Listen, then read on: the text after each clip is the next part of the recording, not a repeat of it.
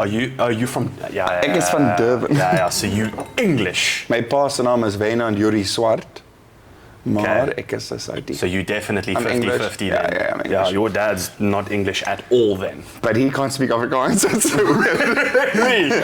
Oh, that's pretty good. What's it again? No, he can. Shane, we can speak Johan? Afrikaans. Wynand Yuri Swart, and his dad is Johan Swart. Johan Swart, Wynand Yuri Swart. Yuri Swart. Swart.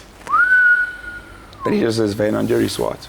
Wynand Yuri Swart. Wynand Yuri Swart. Swart, yeah. Everyone's like, oh, he's definitely English. We'll leave him alone. Yeah. Every Braai.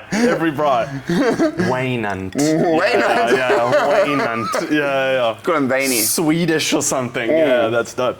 Okay, let me hit us in. No, he's such a legend, bro. That has inspired me. What's up, everyone? Welcome back to Storytime. Thank you so much for tuning in. We are here with someone today who is a large human being, a lovely human being, a loving human being. Chef Ollie Swart, ladies and gentlemen. Thank you so much for being here. Hey, buddy. I'm even cheering myself on. There we go. Thank you so much for being here. Thank you. Cheers. Thank you for bringing in phenomenal wine. Oh, Swartland Chenin. Hey. Yeah. Swartland. Hey. Swartland. Ollie Swart. Hey! You need to look into that and get some shares out of that farm. Damn good wine. No, it's an area.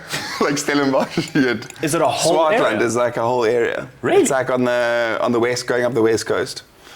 Oh, so and a bunch of like, different... Yeah, it's an area. So then, like Stellenbosch, they divide the farms into different types or different brands like of wine. Hemel and Ardor Valley, you get Stellenbosch, you get...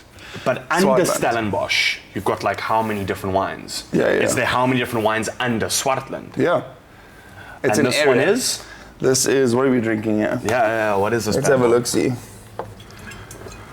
La Cosmica. La Cosmica. It sounds like a club in New York. Like, where are you going on Friday? But it's delicious. La Cosmica.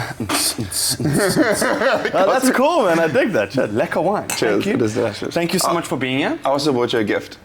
I have to bring it out. We have to do you want to rock it straight off the top? Let's just rock it, because it's... Chef Ollie brought us a dish that we're going to be eating. I originally thought the name of the dish was Gandhi, but it is not. It is Gilda. The name of the dish is Gilda, right? It's green olives, anchovies, and pickled Gwendia chilies. Gwendia chilies. Okay, there we go. Very excited to try this, especially with some white wine. Oh, look at that. He's a naughty. So, when eating this, let me show camera, dude, that's phenomenal. Look at that. Oh, nice. I just like... dousing me in the anchovy oil. Just covered you in a little bit of...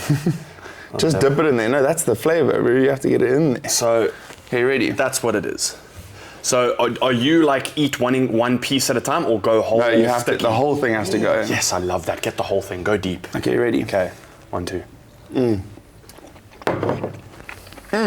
Oh, shit. How good's that? Damn, dude. It's so mild.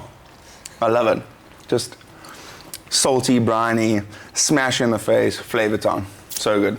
That chili's got like a similar taste to like a jalapenos. Yeah. Similar to that. Yeah. It's like... Dude, that is really good. It's good, eh? With some wine? With some wine. Chase it down with some wine. Are we even gonna talk about stuff? Should we just sit here and go, for an hour? That's what my Instagram's about. I don't say much. It's the whole channel. I'm just cooking. Yeah. Lekker. Well, dude. That was amazing. Let's get into it. I'm definitely eating more. We went straight into Gilda's. Have you had one? Do you know what a Gilda is? No. So it's the first pinchos ever in Saint Sebastian. We went there in the Basque Country. That was one of the first pinchos. So it's just super simple. If you're drinking kind of that pinchos vibe, yes, you're gonna love this. Yes, that's good, dude. Wow. Whole thing, all in one. And it's pesky friendly. Yeah. Oh, there we go. That's solid. And the chili is like spicy. I was just saying that it was one of the first pinchos in the Basque. So if you go to Saint Sebastian, you'll find these all over there. They're just lying there in olive oil, and you just have them if you're having a little glass of wine. Where is that in the world? It's North Spain, on the border of France. Jeez, and is that the origin of this dish? That's where it's from. That's the origin of it, yeah. Super good. And they do same ingredient. You have to go there. It's like a food mecca. Really? Yeah, it's unbelievable. It's on the border, so it's half Spain, half France. So half Spain. It is in Spain, on Spain's side, but it's Basque country. Even the Basque area runs into France and into Spain, and those people actually just they actually want their own country, like Basque. It's unbelievable food. And what is it like a mountain range? Is it like vineyard, farm side, crazy questions. I love it. It's just an area, I would say. It's like it runs. There's that coastline that runs where Hossig is. That area. Okay. Below, that whole running down into Spain, and it's unbelievable. With food, the people are it's frantic. So you go to the old town in Saint Sebastian, and you just see people trying to go to all the different places for all the specific things. So someone's really good at making tortilla, which is the potato and onion.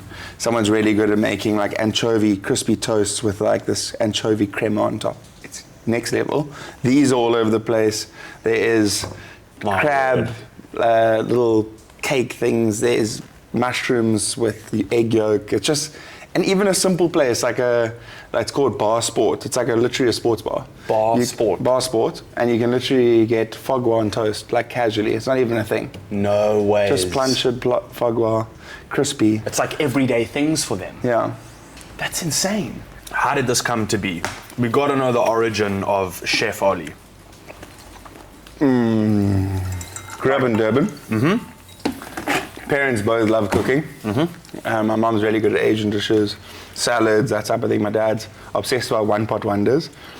One of my first videos was a curry, and it was actually one of my dad's recipes that he's been making for years. And yeah, in school even, I went to Clifton. I finished at grade 11 and 12 at Clifton College. Okay. We got a lot of Indians in our school, and they used to have the curries, incredible curries. Bro, I'm obsessed with curry. They would come with a kebab chutney, which is a minced curry, meatball kind of vibe. Yeah. Made into a kebab, a masala, sweet and sour sauce, and then I'll put that in between sandwiches, and then I'll be please swap my salmi. Yeah. For your ham and cheese salmi. Yeah. Please. For your. And they would. Yeah. Sometimes they would, and I'll be oh my god. But I ate it last night. Oh, there we go. So it was, okay. I've always been obsessed. Because I saw in an interview, is this true? For your 6th birthday, yes, you got given a frying pan. For my 6th birthday, but I think that was because I was irritating my mom to eat. I was so amped to have breakfast, a full-on breakfast, eggs and every time. Yeah. So she was I'm just gonna get this guy a frying pan. But that's so young to be. I know. To be so heavily, I guess at that age you don't know what it means to be passionate about something, but yes. To be so heavily passionate about something at 6 years old. I don't know what I was into at 6 years old. I honestly couldn't tell you. I have no idea. I definitely, I love food because I used to watch remember Jamie Oliver when he used to slide down the balustrade? Was that was Jamie Oliver when he used to have all his mates over sitting at the long table in front of his kitchen? It was when he was in his little kitchen and he used to, it was On kind of yeah, and then he used to go down the balustrade, remember? Yes. That was a vibe. I really loved that.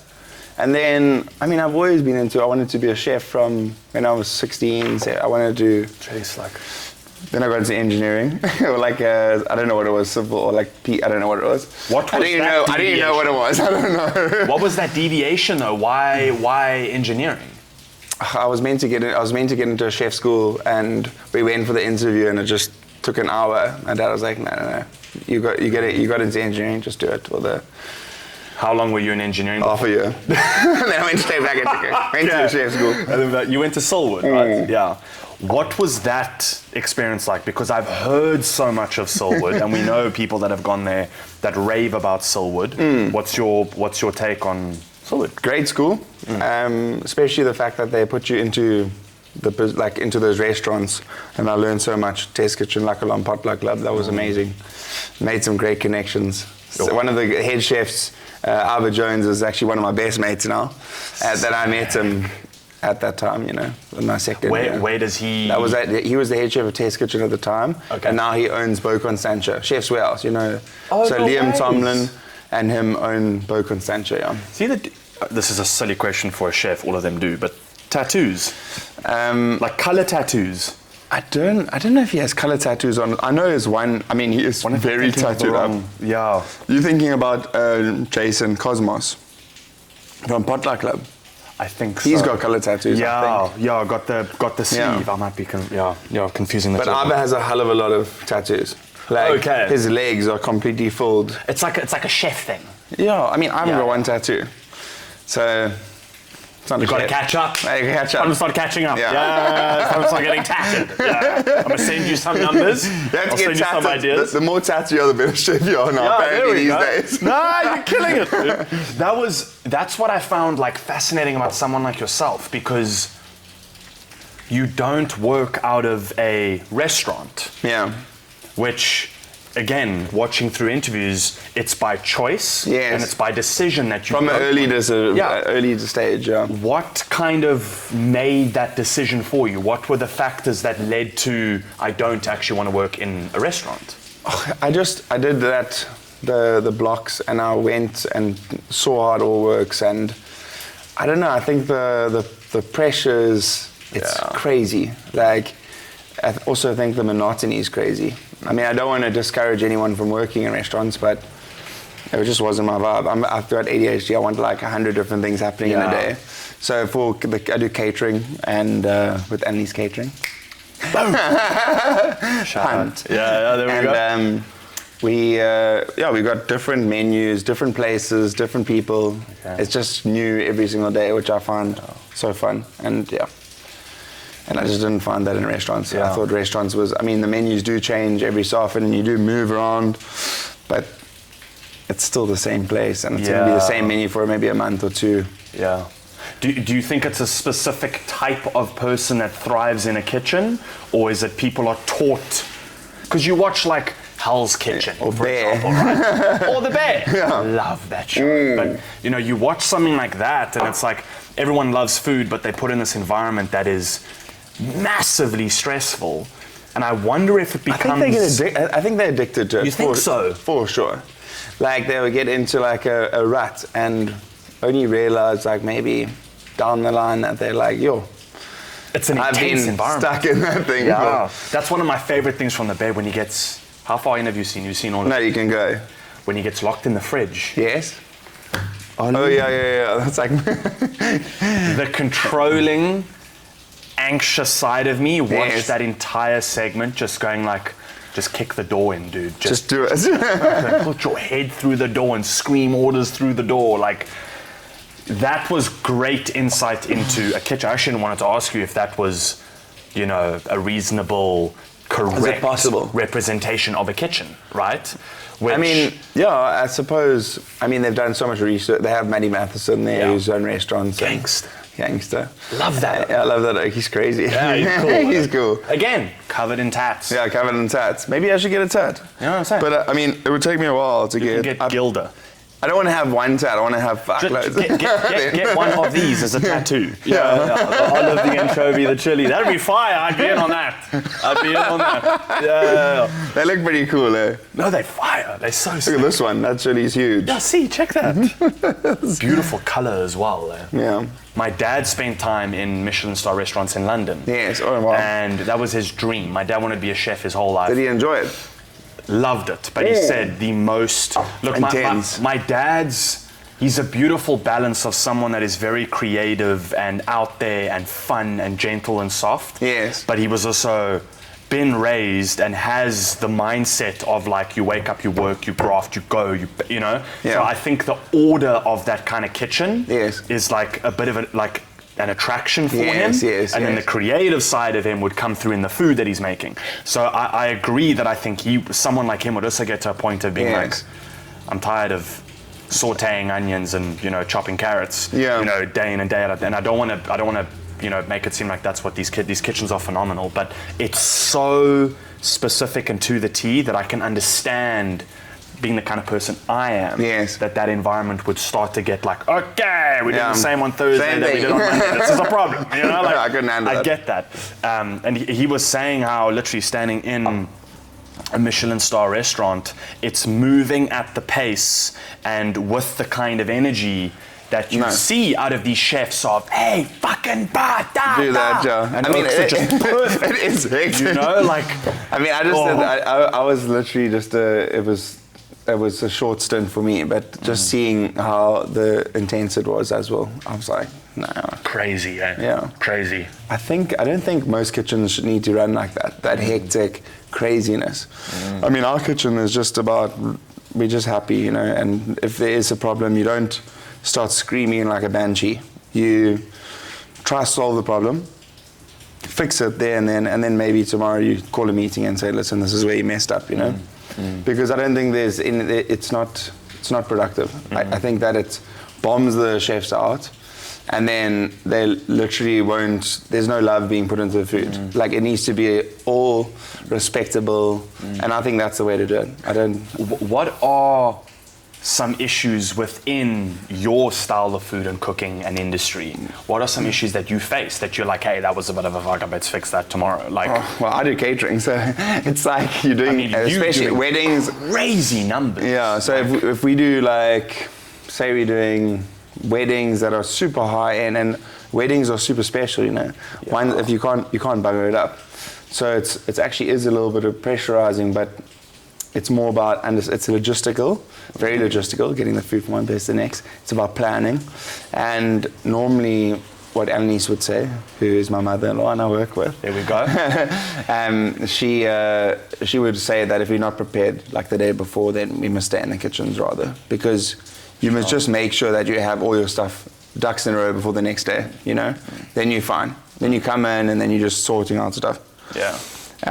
But I don't know, I think I don't know what the question was, because...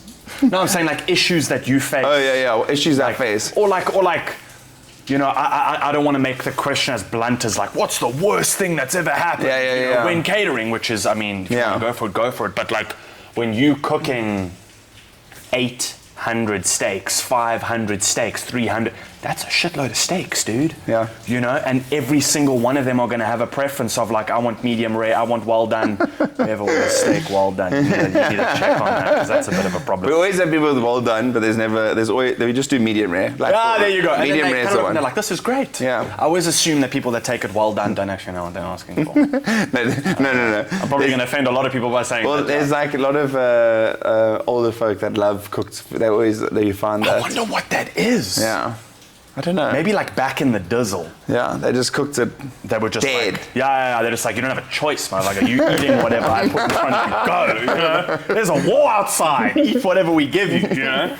No, I'm on the side of like, I like very rare, because to me that tastes like meat. Yeah, it tastes like meat. You like that flavor. Yes, and I like meat by itself. Yes. I love that. Yeah, just straight.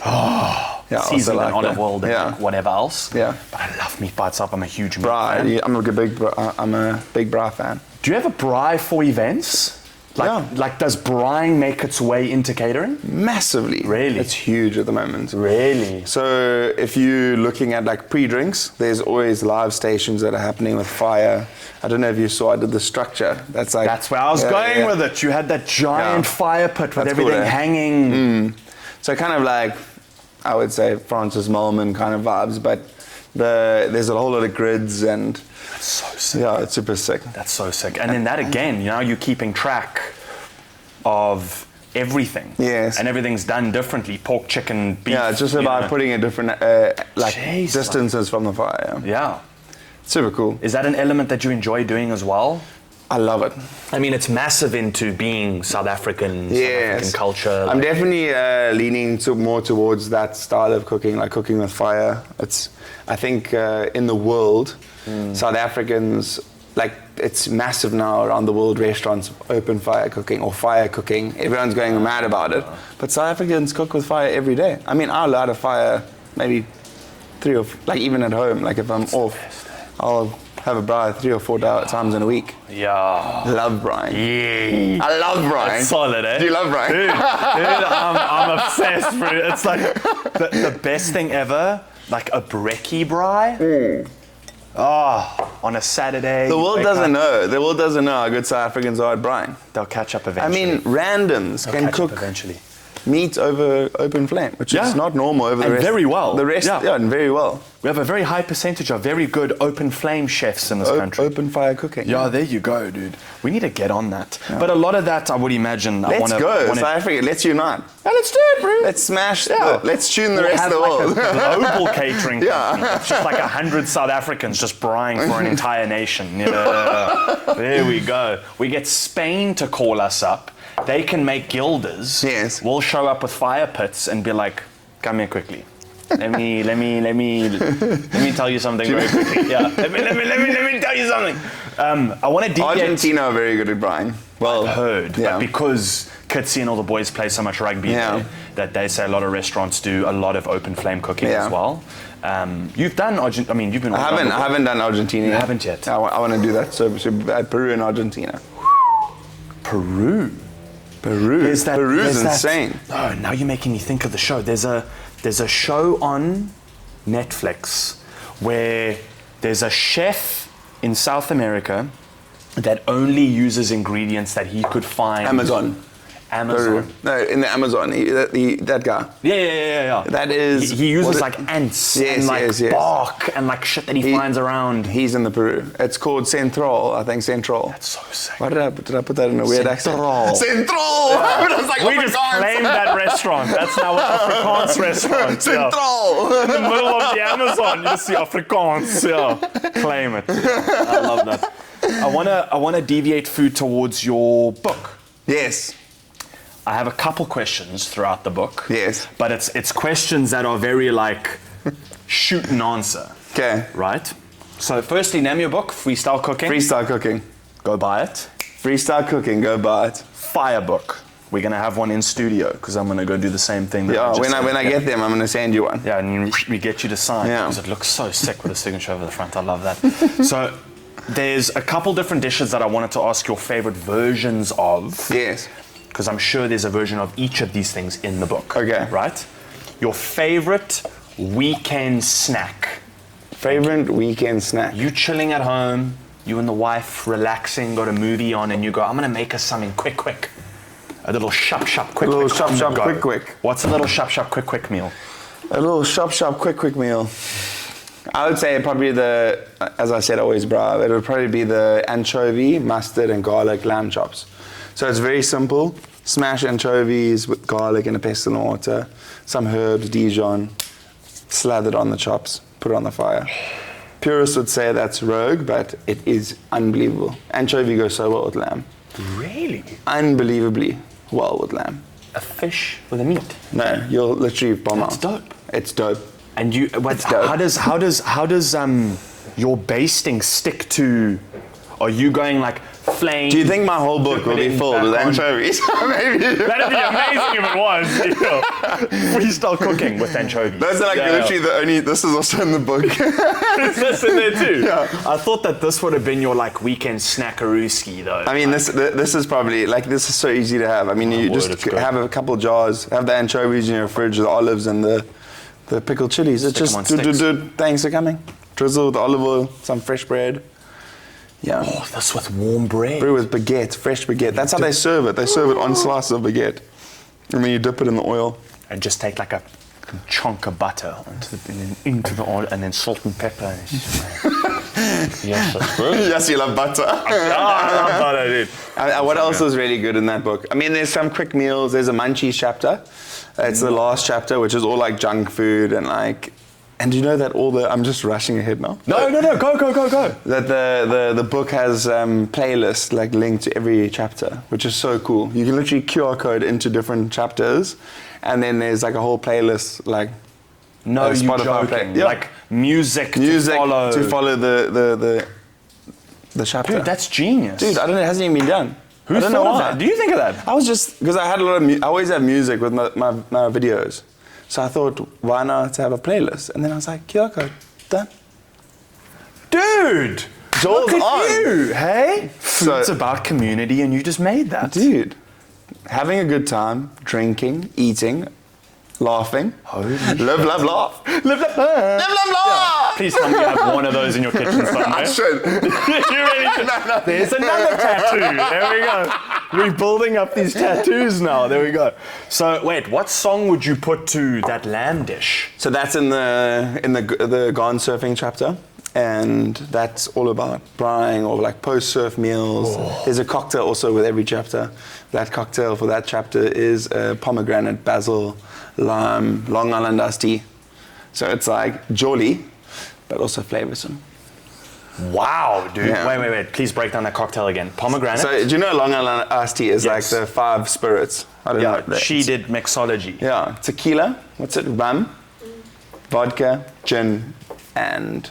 Isn't it I think it's no, it's like orange, like, what's the orange liqueur? It's like a weird one. Contro. What do you I think, got at Long Island? Yeah, Yeah. those 5. Yeah. Okay. She's got it. Nailed it. Well, there you go. I have a confession when it comes to cocktail making. So I took a year off of college. It's got pomegranate, lime, and basil as well. Sorry. Pomegranate, lime, and basil. Yeah. We have to make this. Yeah. That sounds incredible. Yeah, fresh pomegranate lime, juice. and basil. Like a Dude. basil. Pomegranate, lime, a bit of basil. sour, and basil. What is the basil? And then the lime is the lots of like fresh and the sweet from the pomegranate and the basil florally, and then all the booze, obviously. That's the part we're here for. You know what I'm saying? And that music for that chapter is Gone Surfing, so it's road trip music. So what I listen to on the road, like going down the coast. So you can put it on, listen to the tunes, Just and cruise, just cruise. Hear the sound of the waves, hot sun, windows open. You can't aircon on a cruise like that. Yeah. You got a windows for something like that. But then the music has to be loud enough that it plays over the rushing wind. And then you're just like, through the hair. and then the hand out the window, just cruising. How romantic, eh? How nice is it on the planet? Love that shit. That's the best thing ever. Wait, my cocktail confession. I worked in a bar when I took a year off college. And they were like, Josh, you're going to be in charge of... The bar had to do coffees. I had no idea how to use coffee machines. Cocktails, and then you pouring general drinks as well. Yeah. And it was in the smoking section. So like a glassed off room had the bar inside. So you're in a smoking section making drinks all day. Oh, wow. And I would make up cocktail ingredients. You probably took a few days of your life on that, didn't you? Oh, 100%. 100%. Yeah. There, it was just, You're smoking all day. All day, every day, dude. All day. Black lung effect. But they'd go like, we need a Long Island iced tea. And I'd go, Long Island iced tea, Long Island iced tea. And I'd Google a photo and I'd go, okay, sick. It's colourful. Yes. There's iced tea in it. Yes. And then it would say like 5 liquors, and I'd go, cool, shot of vodka, shot of tequila, shot of gin, and I'd make up, like I put vodka in a margarita, I remember doing that. I just make shit up and just send it out. Because everyone's so hammered in this like smoking section. I do not want you as my barman. Oh, dude, I made up, and like the irony that like now Jess and I are together and she literally studied mixology. And I was the doers at the bar. So Jess does... I didn't go to university for it. No, but you did the whole thing on it. Jess does the cocktails at home. 100%. Yeah. I open wine bottles against the wall with a shoe. Unsuccessfully. We just did that. It's a video of us trying to open a bottle of wine against the wall. I never really grasped cocktails. I mean, I'm from Durbanville, which is beer and... I'm from Durban. Brandewijn, you see. So I'm like the mini... And I was just cane and Coke. We call that a spook and diesel. Spook and diesel. Spook and diesel? Yeah, it's the Indians in Durban call it a spook and diesel. They say, would you like one spook and diesel? Which spook and diesel. Spook is the cane, like see-through cane, and diesel the Coke, you know. Cane and Coke. No, I'm joking. I didn't drink that often. It was a thing in Durban. I'm going to try that now. I don't. But cane's rough. Can you get cane like anymore? Like names? So. I haven't seen it. But you could. How close is cane to rum? No, nowhere near. Nowhere near. Okay. I don't think so. Okay. Cane's thinking like. Maybe it is similar. I mean, the flavor is definitely different. Cane tastes like. Cane's like alcohol. It's like a white liquor, right? Whereas rum is like a dark. Yeah, rum. I like rum. I love rum. Wanted to ask you, favorite dessert from the book? Sure, I'm not that into dessert, but there is dessert. There is definitely desserts in there. I would probably say my mom's marshmallow pavlova is in there. Dude. I've had a lot of pavlova, but this pavlova's It's insane. What is, like, by definition, what is pavlova? Pavlova is like a meringue dessert, but this one's specifically is made in such a way that it's like the inside is just marshmallow layer, like thick, and then it's just separated, and then there's just thin crust of meringue around this marshmallow. It is so good. It is literally so good, and that recipe's in that book. Hey! Thank you, Mom, for that recipe. You know, if the mom made it first, then it's a solid It's dish. solid, bro. Anything mom makes. Yo! Anything Mom makes, or your nana or grandmother. Oh, Yeah, yes. My grandmother taught me. Yeah, From a then young you know age. it's been in the family. Oh, it's like written on a napkin. My grandmother taught me from a young age. Yeah, she like designed it with a soldier she slept with once during the war on a napkin, and the napkin's in a cookbook in the kitchen. And it was sent to me by sand people on canoes. Exactly. Send a raven. Yeah. Drop the recipe off into the house. That was wild. That was wild where that went.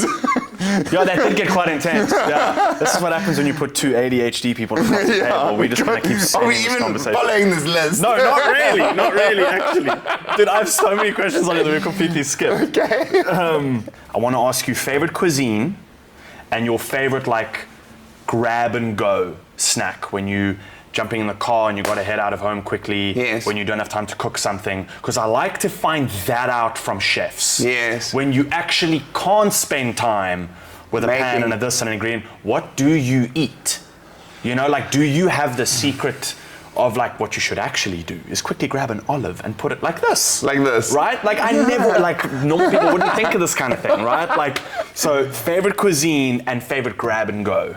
Favorite cuisine would probably be. Can it be a genre? Maybe a genre.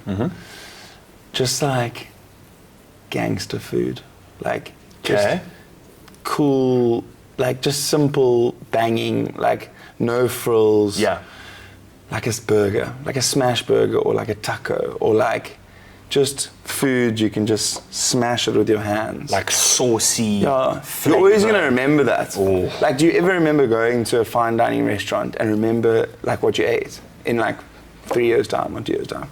But you're always gonna remember a good point. some juicy smash burger you ate in an alley outside of Dive Bar. There was one you posted where you were at an event and you did, it was thick beef burgers and smash burgers. Oh yes. For the freedom movement, it was their end of year party. The smash burger in that video, because it had the cheese and the pickles. Yes. And they put everything on the flame while it was and then straight from there to like that brioche kind of toasted bun, I'm assuming. I'm obsessed with smash burgers. I do love them. Problem is I'll eat like 9 of them at an event. I know. And then everyone's like, don't invite Josh again. It's a serious problem. I'm refraining from eating. I sometimes do the Gildas off smash table. burgers events and like it just ruins everything else. Everyone's like, we're just eating the burgers. Oh yeah, all the supposed Lani stuff. Yeah, Everyone's all the Lani stuff. I don't have time for that. Yeah, smash exactly. burgers. The smash burgers, That's let's the hit best. it. And your grab and go? Grab and go. Sure. That would be crazy. That's a crazy one. I don't really eat on the go. I'm always cooking. That's it. Yeah, I was about to say, this is maybe like a silly question, but do you eat often?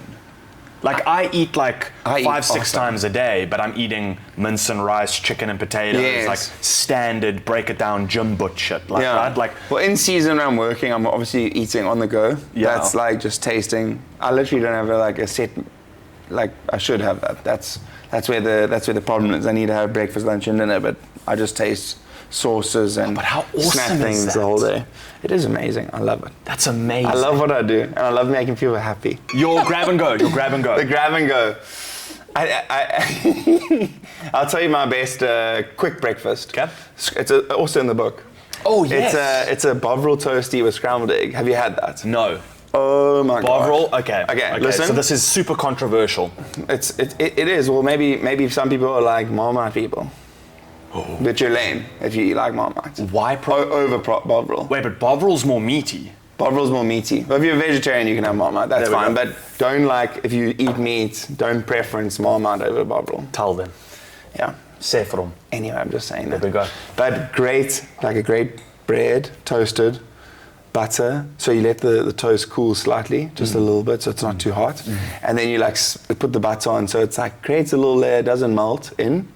and then the bovril goes on thin layer scrambled eggs to make the scrambled eggs. I mean, this is how in depth the scrambled eggs is. Like you drop you get like some foamy butter, drop the eggs in, and then you only like beat it in the pan, so it gets like egg white ribbons. That's what I do. That's what he does. That's what I do. Jess. Yes. And then that makes it like those textures of the egg white. That's banging. Yes. See, I don't Salt, do the white pre. pepper. Just throw it in. Yes. But the thing is, you mustn't overcook it. True. And it overcooks very quickly when you do it that way. So when you do it that way, so you have to be like careful. Like, get the butter hot, take it off the pan, drop the eggs in, start beating it, and then slowly like move it in between. And then like just put that on the bovril toast, dude. You'll literally cry. Really? Yeah. Bovril with eggs? Bovril with eggs. I'm going to do that. And I think that's also the basis of our book. It's like simple stuff. Yeah. But just banging chow. How did you think of that?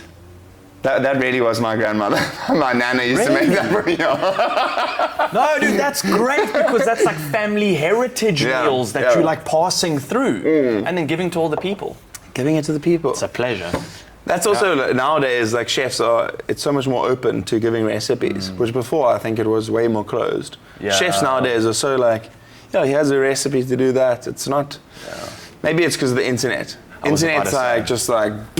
It's made it cool. To share the creative side of I thought of this rather than look how good I am at making it. Because you shouldn't be known for something. You should just give it away and just work on something else. 100%. You know what I mean? Yeah. Keep moving. I like that. Yeah. That's a good way of viewing it. Tim Tebow. Tim Tebow, yes. Cooking for Tim Tebow. The reason I wanted to ask about him specifically because I'm a big NFL fan and I think Tim Tebow is a gangster. I think he's one of the coolest people ever. How did that come to be and how was that experience? So Demi Lee is who he's married to, is obviously South African, and they were getting married in South Africa. And they just came along and asked us to do the catering, and it was insane. It was so much fun. You must have been stoked. It was super cool. Are you also NFL Tim Tebow fan? Dude, I'm going to tell you one thing. Like, I didn't actually know Tim Tebow before I did that wedding, which was super bad. No, dude, that makes it even better. It was You cool. were probably like, okay, cool, let's do this guy's wedding. I watched the Netflix, like, the Netflix stuff about it, and I'm like, oh my gosh.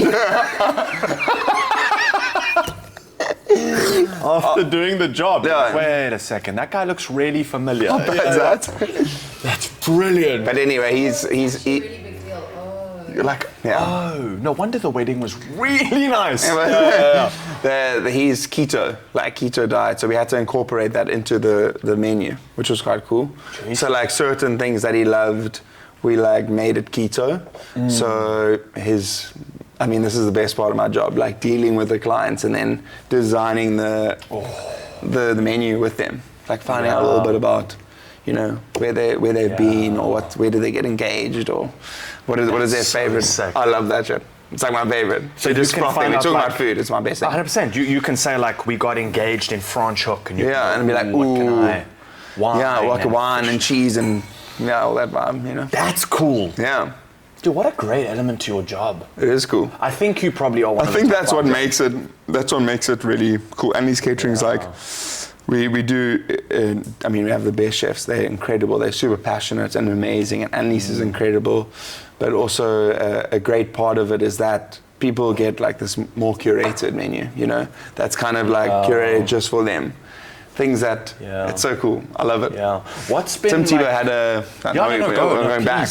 Bring it back. Tim Tebow had a. He had I think it was like a pie with like bolognese and cheese. It's like a kind of pie that they make. So it sounds amazing. A pie with bolognese and cheese. I don't know, but it's maybe an American thing. But we made. Or like a shepherd's pie. No, it's like open potato. Like a pie there is like a pizza basically. I don't know. Anyway, it was like a deep dish kind of thing. Yeah. But it was like we made a cauliflower base with bolognese and cheese, and then it was actually pretty banging. These are so good. A cauliflower base. It was like a pizza base, right? That we made from with cauliflower, and then, I'm not a health top chef, but it was cool making something for a client and making it and then specifically for that event. like the phrase used, like gangster food. You can give it that like gangster swing or something like that. But I wouldn't see Annalise Catering's gangster. We got like and Chef Ollie style is very like. Very like, and then Annalise Catering, because of Annalise, who started 35 years ago. Sorry, Annalise. Jeez, like... You're not that old, you're beautiful. Yeah, she's 36 years old. Yeah, 36 years old. She started when she was 0 or 1. Yeah. Brain fart idea, catering company. Yeah. But yeah, her style is very abundant and like very French and very like, just motherly. Yeah. And that is, I'm not trying to take that away from Annalise Catering. I still want that, but I do bring in a more, like a, I don't know, younger element or like more minimal or like I try. So we actually a great like team. Sure, we work well man. Together. That's a nice little motherly combinatie, you know, of the two. And Annalise is Afrikaans, so that's why I learned. Oh, there you go. There you go. Annalise. Annalise. Annalise. And surname? Well, she married English guy, Buchanan, so she's Annalise Buchanan, but she was Annalise Delport. And they were huge. Delport. Yeah. Delport is not English. It's super Afrikaans. Delport. How do you say Delport in Afrikaans? Delport. Yeah, Delport. Port. Yeah, there we go. Okay, then I can see it. No, they were an amazing family, a huge family. So and now your family, literally. And then this is my family that I've married into. The boss's daughter. Yeah. That must have been trippy. That was cool. Yeah. This always comes up in the podcast. Really, that you're like, yeah, I did that. Yeah. But that's actually quite a cool story. So I was moved to Cape Town, my family moved here, and then I walk in to ask Annalise for a job, but I was rashing her for a month. That's what you need to do. You need to rash people. Yeah. You need to actually get in there. It does work, yeah. I mean, sometimes they're irritating, but you'll eventually get them. You'll eventually interview. Yeah, they'll be irritated in the interview, but you'll get one. Yeah. There we go. And then basically went there and I was at her house and I walked in and apparently she said I lay on the ottomans. I don't know what that, I don't remember lying on the ottomans. Okay. Lying. You imagine she said I lay. It's a sign of confidence. Yeah. Tick. That's one good. Anyway, character. she went upstairs and asked my now wife, Jules, if she should give me the job. And she was like, definitely. And then I ended up being her actually best mate. For a long time, we were just best mates. You get friend zoned. Yeah, she got friend zoned properly. Oh, she got friend zoned. Yeah, well, I was working with her mom. You don't shit where you eat. There we go. Keep it formal. Keep it formal. Yeah. But then, I don't know, we were so close. We were literally best. We are besties. Yeah. And then we like kissed one night, drunk, and that's the rest is history. I like that. Yeah. That's cool. Yeah. And was it over food and wine? And it must have been She's always been around food and wine. I don't know if I can impress her now with food. Yeah, true. I was about to say that kind of like that factor of trying to win her over is a little bit like. Luckily, I won her over with my personality. Charm and wit. Yeah, you know. When it's not food, it's charm and wit. Yeah, there we go. Charm and wit. I dig that. I wanted to bring up some things that I don't know if you had ever heard of them. Oh. Did we finish the one? Yeah. I've got tequila. That means we did a good job. And we have, I was gonna that. Yeah. We also have some. What is that? I don't know really. Oh my word, that tastes like something from my childhood. Really? Mm. Is there any chance it tastes like Aquila flavored water? From your childhood. I don't know if this was around when we were kids.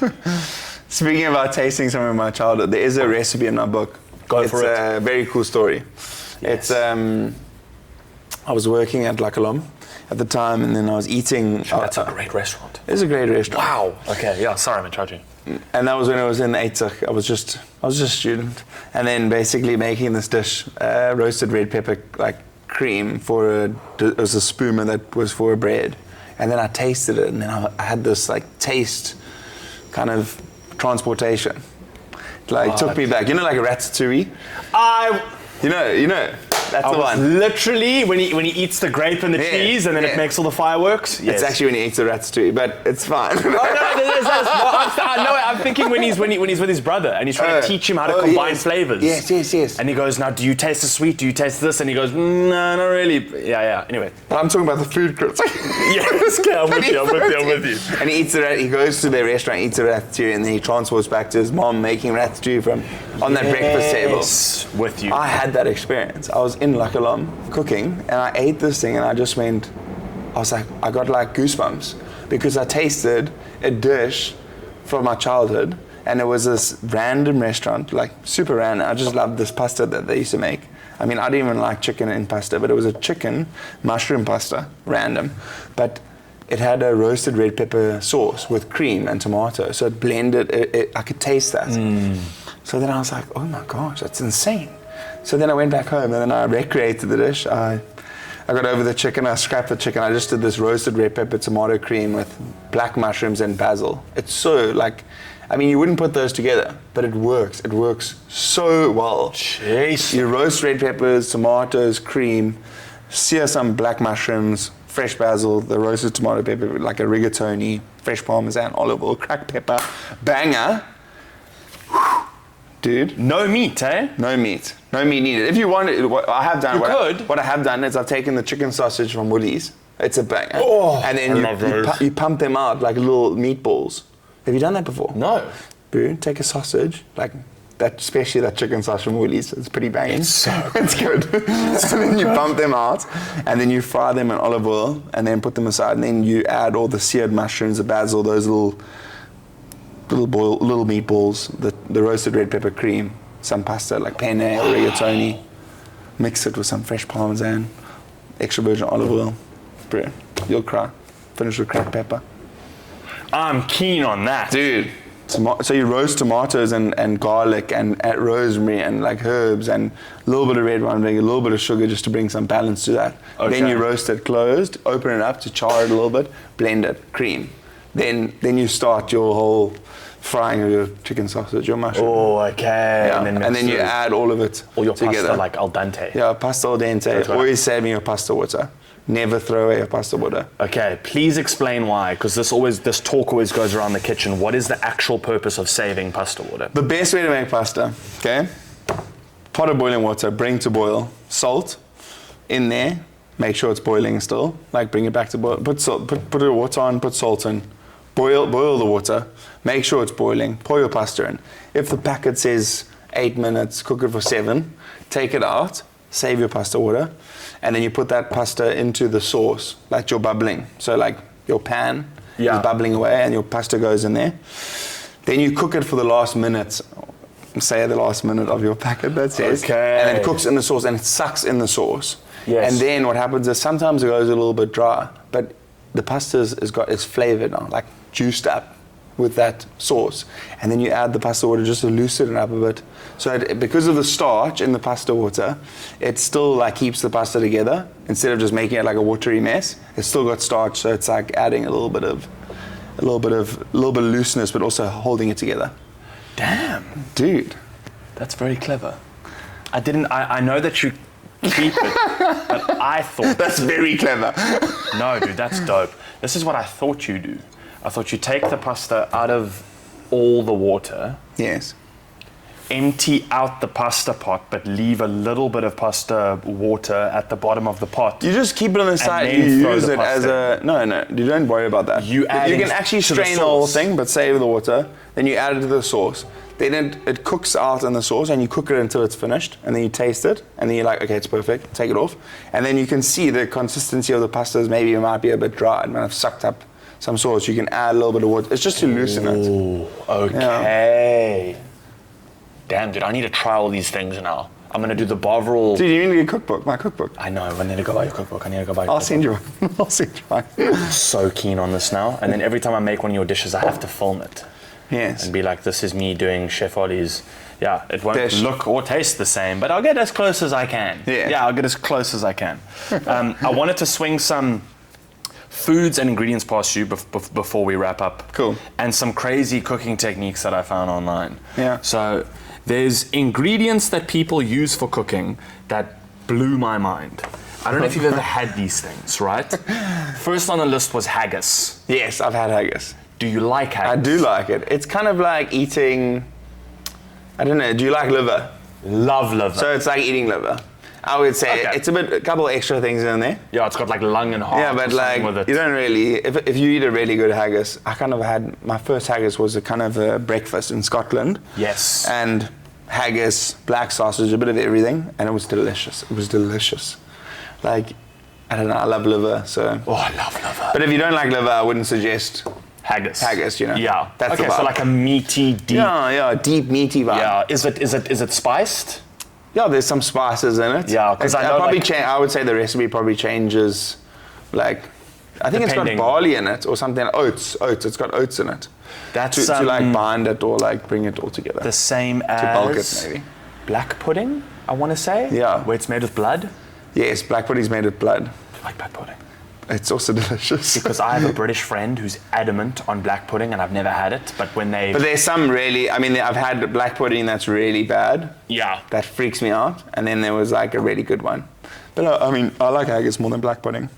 okay, that sums it up for me because. But for some people, they don't like haggis and they're like, so I don't. Well, it must be on your own. When people approach you with black pudding, they go, "It's blood and oats," and I go, Yeah, that sounds "That's not a good approach." sounds wild. Let's try a different angle on this thing, you know? Tripe.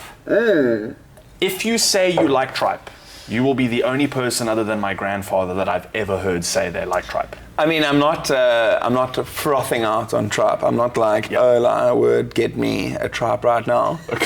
But I would try it every Not night. in the cookbook. Yeah, it's not in the cookbook. Okay.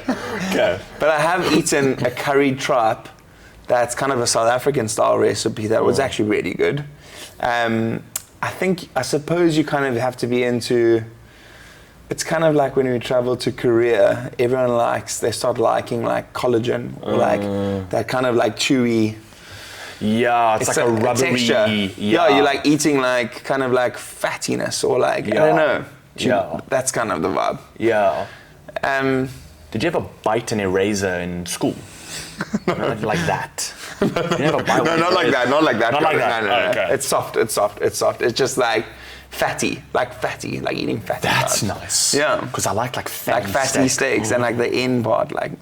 That I like. That Yeah. I'm in on. Okay, I should do it. You should try it. My granddad keeps saying he's going to make this tripe. It could It does be a curry stink tripe. though, like when it's cooking. Yeah, and you also got to literally Yeah. scrub and wash off tripe. Because it's stomach lining. Yeah. It's mouth. Yeah. But I like that all these different ingredients No, it's give you. cool. It's amazing. There's hakal, which is rotting carcass of shark buried underground in a shallow pit, then pressed with stones to release the poisonous internal fluids, and then hung to dry and drain. So it's like shark biltong. I mean, I'm not going to try that. No. Yeah. I mean, I think some people are into some weird things. It's like the whole shark fin soup thing, Yeah. right? Which I'm like, Well, like we were in. Me and Abba went to Korea and we went to this like fish market, and they had abalone, you know, like abalone. I think it's on the red list, but there it was going mad. They had like tanks galore. Anyway, they pulled it out and they said take it up to the restaurant and someone was hosting us, taking us, and wow. And then they took it off and they were all watching us as we ate this. They sliced up abalone raw, and they put it back into the shell and you ate it out the shell. Oh, it was like raw. Abalone, eh? What is abalone? Abalone's like palamon. yeah. Hey, it's palamon. Yeah. Yeah. So, raw palamon in Korea, it was like, No it was like ways. gnawing. That was like, you couldn't get through it. It was just like, you had to like, it was like eating a piece of biltong but of fish. Like, it was weird. Really? The whole vibe of it. But anyway, the people that are hosting us were like watching us eat it. they They're sit like, there. you're enjoying it. It's like eh? delicacy. Yeah. Yeah. And we're like, and then Ava was next to me and I like slid the rest of it to him. I was like, try how good that is. No, well, he had already had one, but I said, come finish, like you must finish it. And then he could too embarrassed to say anything, so he ate it. I saw it. He was like, I'm going. My dad had the same experience in Asia eating jellyfish. yeah.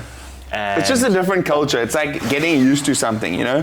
Their culture's maybe used to eating like chewy fish things, whereas maybe we're not, you know? So it's like, it's just, maybe there's something that they would come here and be like, you crazy for eating that.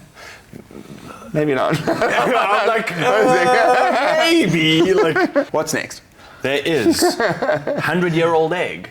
Oh no, I'm never, the century egg. Yeah, I would never where try it's that. like preserved in clay and and then they color it up and it's like a black, dark green yolk. Yeah. I mean, see, I just rotten eggs in general freaks me out, and that sounds like the 100%. most rotten egg ever. And they're proud of it. Yeah, they're like, let's see how far we can push this. Yeah, that's kind of what they did with it. I have shoy kara, which is pieces of meat taken from sea creatures, served in a brown, viscous paste of their own salted and fermented viscera. I don't know what viscera is. What is viscera? I have no idea. I was going to Google it, and then I was like, Maybe I'll you'll know. Yeah, literally. Yeah. I don't know what that is. It looks Japanese. Shiokara. I haven't tried it. It seems piece of meat taken from the sea. I'm sure it's like maybe it's like pieces of meat taken from the sea creatures. Oh, so fish. I'm thinking like. I mean, I'll tell you one thing. I have perch. had that similar. There's a restaurant called Kiln, very cool restaurant in London, and then they make this curry where they use the liver in the sauce of the curry, and it actually is delicious. That sounds insane though. So liver again, and I love liver. Okay, wasp crackers is the next. Yeah, it's basically a chocolate chip. It's Chocolate chip cookie. Thank you so much. But instead of chocolate chips, it's wasps, and it's supposed to be like a spicy, crunchy add-on to a chocolate chip cookie. I haven't had it, but We could quite easily. I've make it. tried insects, and What's the appeal? like the Mexicans love insects. They love crickets. Like but they also do Mexico, that worm in the- they in do the the worm, mezcal. and then Yeah. the crickets was interesting. That was like fried crickets, Yeah. and just tasted like wood. You can do fried crickets at Unamas. Unamas do Yeah. the little ones. Yes. Which like it can't. Yeah, it's crickets, but it doesn't really. I mean, it is cricket. It is crickets. It is, but it's like I know who makes them. That's Mateo Viotti make those things. You bring me a cricket this big, and I'll go, that's a fucking cricket. But you bring me a whole little ones like this. I'm like, this is like. Pop them in. Yeah, it seems more palatable when Yes. when they're small and on top of a salad or whatever. Right? Yes. Bring me a cricket that big. I'm going, wow, the first bite takes the head, and then I'm going, oh, this is the head. Am I making any sense? Why is everyone talking, like, why is insects, like, I mean, humankind's been going for thousands, you know, and then, like, maybe they have been eating, like, insects, but it hasn't been a thing. Why now? There's also the snail, what's it called? Escargot. Yeah. Yeah, that's a huge thing, and that's like delicacy. Is that an insect? A snail? Is a Surely. snail counted as an insect? Surely. What else Google is it. it? Yeah, it's not a mammal. Like, what else is that little thing going to be? It has to be. It has to be. Look up, it's a snail insect. It has to be. A what? An invertebrate. So like a reversed living thing. Oh, mollusk. It's in the mollusk. It's like mussels, or like, a mollusk is like, mollusks are like mussels, clams. Damn. Yeah. Well, there we learned something today. So a snail's not an insect. Yeah. Shit. That's huge. I learned that today. There we I go. mean, I knew it was. New recipe for the book. Mollusk cooking book. Fugu. Fugu. Pufferfish. Yes. But if it's not cooked correctly, you die when you eat it.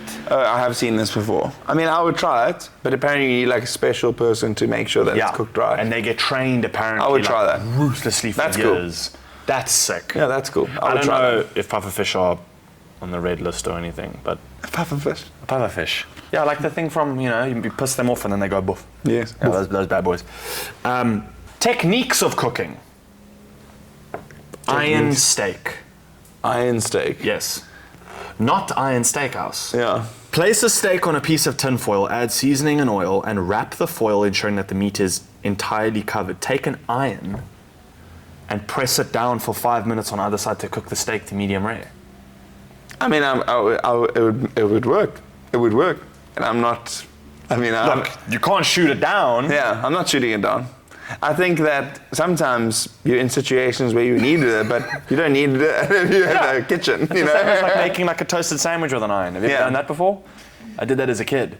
Toast sandwich with the iron? No, I've never done that. Yeah, you make your toasted sandwich. You just literally leave it on the cutting board, and then you just put the iron on the one side and it toasts it, and flip it over and toasts it. Dude. Yeah, it's like half a toaster. It's like stewed like in a boarding house, like kind of that should be a cooking channel. Someone like what they made in that would be What crazy. can you make in a boarding house? What can you make in a boarding house? That'd be gangster. Yeah. I'm in on that actually. Yeah. I'm in on that. Fried. I mean, the tuna noodles, like the amount of things you can make with that. There's actually a tuna noodle dish in my cookbook.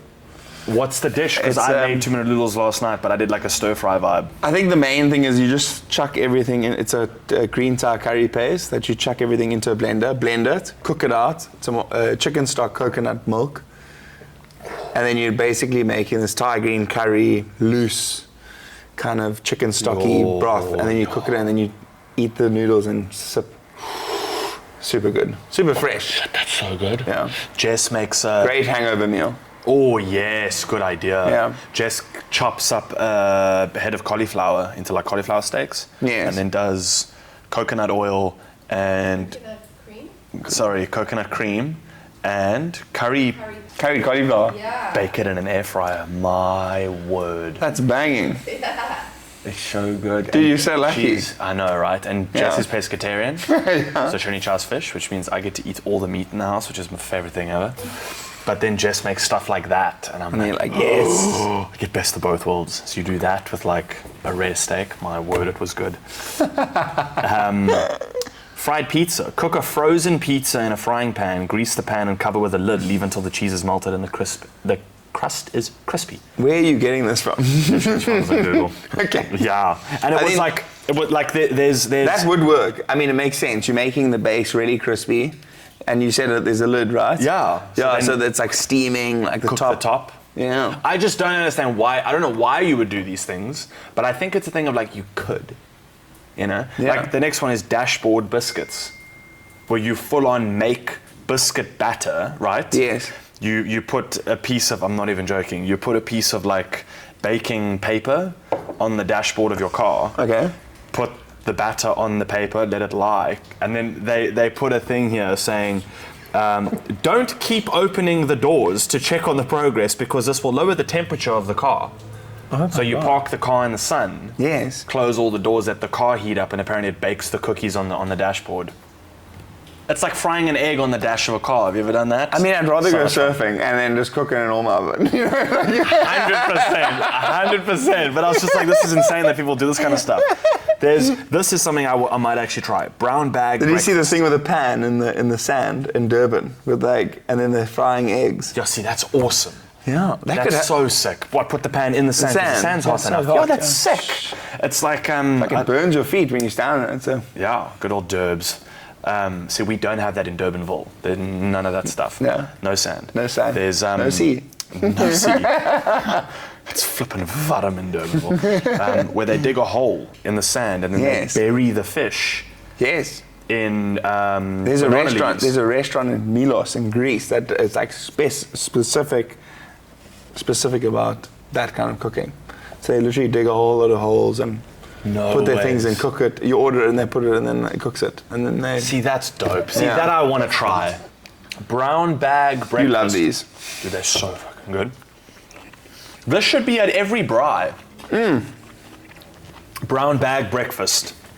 What is that? Cook your breakfast in a brown paper bag. Line the bottom and part of the sides of the bag with strips of bacon.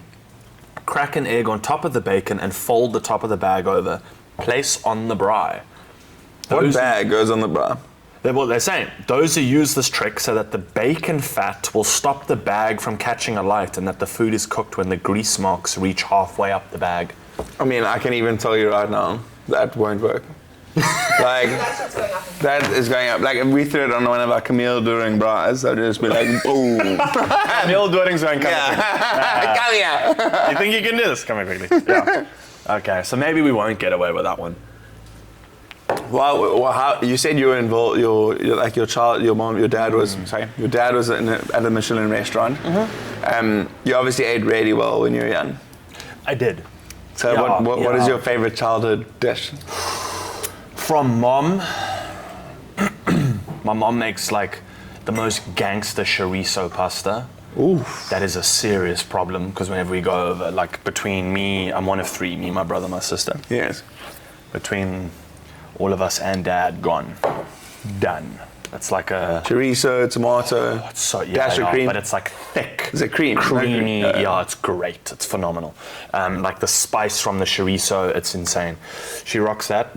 My dad's made so many things throughout the years that have been so good. My dad made... a mean shakshuka. Oh, he makes a phenomenal shakshuka. He makes a good shakshuka. Yeah. Gangster shakshuka with like, I don't want to butcher this because it's his recipe, but obviously eggs, red peppers, the onions. He cooks the onions out of the tomato. So good.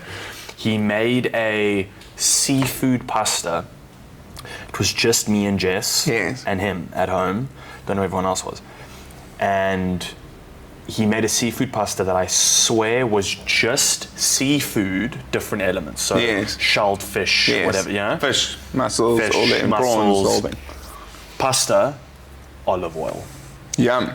Dude, Jess and I clocked this pot. We just went back for seconds and thirds and fourths and just like, so I've grown up around like my dad, you know Do Crisp? The company Do Crisp, they do fresh produce from up in Joburg. Yeah. He was COO for them for a while when we lived up in Josie. And so my dad would take us down. They had like what was called like the farmhouse. Yeah. Where before we all moved, he would commute to Joburg. He'd be there in the week and then be here on weekends. And he'd stay at the farmhouse. And it was this like old wooden rickety house on the farm. And he'd wake up in the mornings and then walk through all the produce and like pick produce out the ground and then eat out the ground. Oh, that's sick. Oh, dude. And so we'd go through and we'd like spend the day at the farmhouse and cook at the farmhouse. And then myself and my brother and sister, whatever, would go walk the field with him. Yeah. And you'd eat different ingredients like out of the ground. That's the best. And dude, it's like such my a highlight for me. My dream is to have a garden and cook and like catering from the garden. Oh, dude, it's different. Yeah. I don't know how to like. It's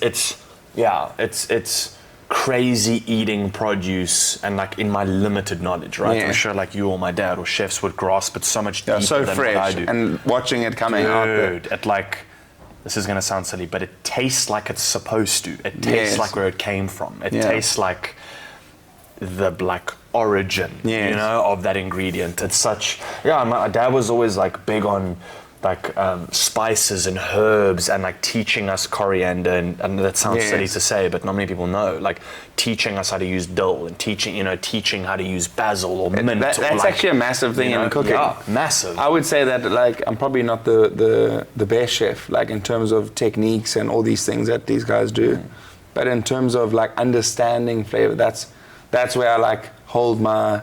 I want to like that's what I want to be good at, you know. Yeah. Understanding understanding different flavors and how to use them. So like different spices. If you use clove, don't use too much. You understand what one clove will taste like, what two cloves will taste like, you know, or anything. Yeah. Just understanding the flavors, and that's probably that makes a chef from. If you have that like skill to understand flavor and conceptualize the flavors in your brain, where you like you can put them together in your brain and actually taste it. That's like you need that. That's the best. It's awesome, man. Yeah. Like a core memory for me as a kid was us going to Mauritius with my uncle and aunt, and the two families went together with all the kids and the whole thing, and they would do a buffet every morning at the hotel we were at, and they had an entire table just for cheese. And I remember just being so fucking stoked that there was this much cheese. Eating cheese galore. Dude, and it's just me and my dad going this cheese, this cheese, this cheese, and it like cheese that clunks, say. Like we had to sit at a separate table from the rest of the family. But it's just like the experience of like you eat this one and it's creamy. Yes. Then you eat this one and it's brittle and it, you know, like the different texture. Oh, dude, it's just like food I love cheese. Food is life. I love cheese.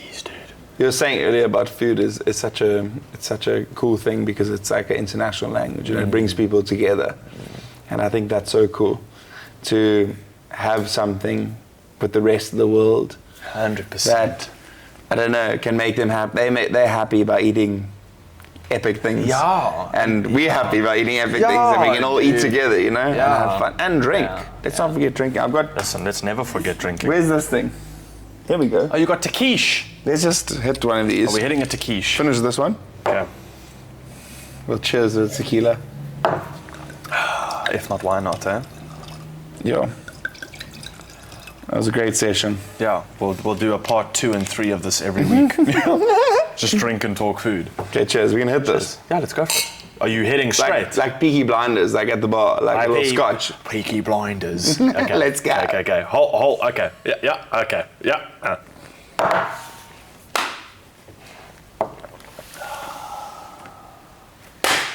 Chef Ollie, Thank you for having me. thank you so much for being here. Dude, this is so much fun. Please come in anytime. Sure, you that wanna was come in. harsh. Was, eh? It's coming, eh? It's like, No, the problem is you go, I'm okay, and then you get halfway through your sentence and you go, and then the tequila fights back. Yeah. I was actually working in that was Mexico good. and they said El Jimador. Shame, I don't want to tune El Jimador, but I actually enjoy El Jimador, you're right. So do I, yeah. But the guy was asking what tequila do you drink in South Africa, and I was saying, oh, we're really liking El Jimador at the moment. Yeah. And he said that El Jimador in Mexico is it's like petrol. Like in the student days, you would drink that, which is crazy. He said Don Julio, which is behind you there Yeah, bro. on the top. He says I that. ask you, how do they feel about that? They said that he said that's good. He said that's good. Godly for us. Oh, Yeah. really? No, he said that's the one. He said if you got Don Julio, just drink that. That was our go-to the whole of December, was tequila, lime, and soda. Ooh, tequila lime soda. It's the way to go. Tequila, And lime, soda. No hangover. I stand by that. Little bit of a, No hangover. other than that, nothing. Styling. Hangover on beer? Yes. But that's the thing. You mustn't mix. Like if you're gonna No. go for the tequila lime soda, Yeah. stick with it. Anyways, Lekker. thank you for being here, dude. Thank you. This was so much fun. Please come again whenever you want. I'm Okay. definitely going to get my hands on your cookbook. Go buy Chef Ollie's cookbook. Freestyle Cooking Gangster. coming out next month. There's recipes throughout the ages. Any bookstore? All the bookstores, all of them. Hey, you're all gonna buy those bookstores, hey? Yeah, I have to. Apparently, I mean, I don't know. Penguin have connections with Checkers, Woolies, Okay. Pick and Pay, and then exclusive books. So Okay. you should be able to find them all in those No, I'm in. stores. I'm in. I love that you've incorporated, like, And again, W.H. Smith in UK. W.H. Smith. Smith. Who's that? I don't know. It's a bookstore in UK, I think. William Harold Smith. Yeah. Willie Hendrik Smith. Willie Hendrik. Go to Willie Hendrik Smith in London and you'll find it there as well. Thank you for being here, dude. I love that. That's like, and I was saying to Jess, even before we had you on, going through your Instagram and your videos and knowing Matt and knowing Noodles, everyone that knows you, dude, you've got such a joy and such a like jovial approach to food that I don't think enough people have. Yeah. And it's sick that you approach it that way. That's why Shot, like dude. one of the first things I said to you was like my childhood with food and my dad with food and my Yes. memories with food. Like you make me think of that. And the fact that you've got Food is meant to be recipes, fun. It's dude. not meant to be stressful. 100%. It's meant to be like Yeah. joyous and 100%. happy and Yeah. The that's fact that you have recipes from mom, from grandmom, like, you know, the fact Barbara that toast. it's so sick though, you know, like Yeah. there's so much family heart and soul into what you do. And I think that's awesome to have in the book. So thank you so much for doing that. We definitely get our hands on one of those. Dude, thank you for having me. Yeah, thank you, man. This was so much fun. Thank you for bringing Gildas. If we collab on this, follow StoryTime. Yay. Joshy, my boy. Hey, there we Come go. on! Good food, dude. Just like, Follow StoryTime. go do that, please. Go do that, Let's try please. some. No, that'd be great.